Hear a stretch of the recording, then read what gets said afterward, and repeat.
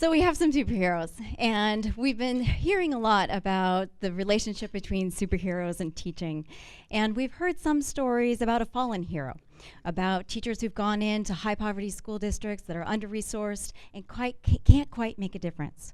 We've also heard stories of going in and waiting for Superman, as if he's going to swoop down and save us. I'm going to suggest that these images are not the ones that we want. Our teachers are not fallen heroes, they are heroes. They are in every day working with a set of historical inequities that have produced poverty, racism, sexism, and they are in working against those every day. They are heroes. Second, we don't need someone to come in and swoop in to save teachers. The power is already in the schools. Good teachers aren't born superheroes, but they can develop into being superheroes if they're given the right conditions. So let me tell you a little bit about what it looks like for teachers to come together, work together, and improve teaching. Not just improve themselves, but improve the craft and the science of teaching. Last summer, actually every summer, we work with teams of teachers, and we teach as part of a STEM academy.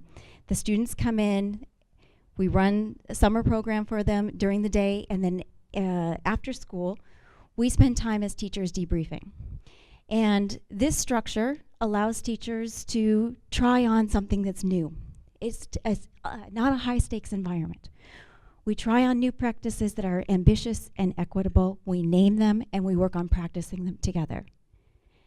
So last summer, we were together and we were working on a curriculum where we were teaching a sound unit. So imagine a big football field. We're out on a football field. One of the teachers is in the middle with a blowhorn, and kids are scattered every 10 meters out with decibel meters. And they are measuring how sound travels. And teachers are with each group pressing the kids. How do you know how sound is traveling? Why is it louder here versus over there? How is this happening? So we're in the middle of this deep learning experience. And a Boeing 747 flies right over us. So we pause. But this actually was the most important part of the day because we hadn't planned for it. But these schools that we have the opportunity to work with are right under SeaTac Airport. One of the girls that we were working with held up her decibel meter to the 747. And she said, I hate living underneath the airport because every night at 2 a.m. I wake up and the next day I go to school tired. So we wrestled with that as teachers, and we thought, how do we validate this experience? How do we bring it into the curriculum? And how do we change outcomes? We together changed what we were going to do that week. We studied city ordinances. We wrote letters to SeaTac Airport, and we thought about how do we not just make this part of the summer experience, but how do we continue to build this into the curriculum that goes to every single fifth grader in the school district, so that every child has a chance to leverage their science teaching knowledge to make community action. This is what happens when teachers come together and work in powerful ways. I have the privilege of working with 15 teams of teachers across the Highline Public School District. We're now expanding to 28 additional schools.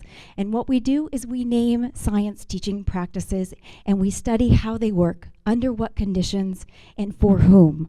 We study that data, we come together, we practice them together, and we get smarter. And we don't have to wait 10 years because we have a model that is not about the university coming in and giving best practices to teachers. We don't give best practices. What we do, that is a model that is really about adoption and dissemination. We have a model of adaptation and innovation. Adaptation and innovation is what we rely on because that's the way we will move knowledge faster into communities. And we're seeing tremendous changes. We're creating a whole different kind of dialogue between teachers about how kids learn and under what conditions. And these teachers are the ones best able to solve the problems facing our local schools in partnership with researchers, in partnership with school districts. Thank you. Thank you.